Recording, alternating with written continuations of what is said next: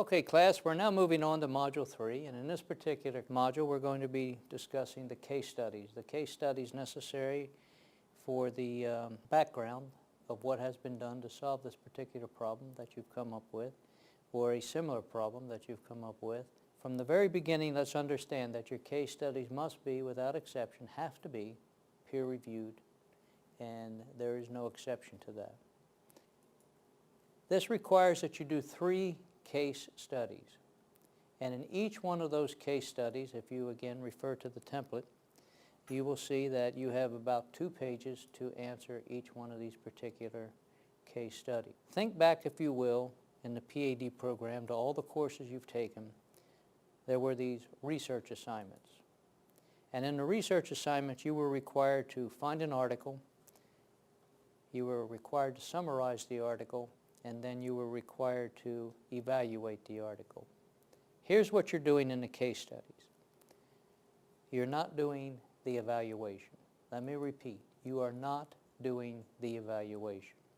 The only thing you're doing in the case study is an expanded summary review.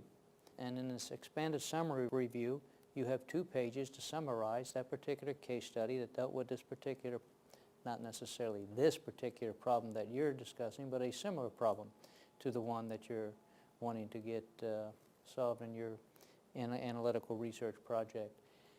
And so you have 2 pages for each case study, and at the end of that case study, you will need to put your reference. Please make sure that all 3 case studies are in proper APA format, and that if you do quote anything within the internal part of it, that it's in proper APA format and in quotation marks. For the purposes of this case study, we want to see your paraphrase of it. We don't necessarily want to see what someone else has had to say about it. This is your brain work here.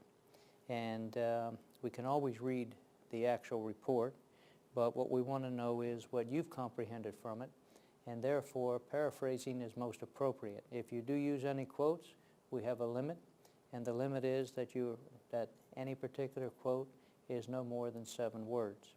And you shouldn't have more than 1 or 2 quotes in the entire summarization of each case study.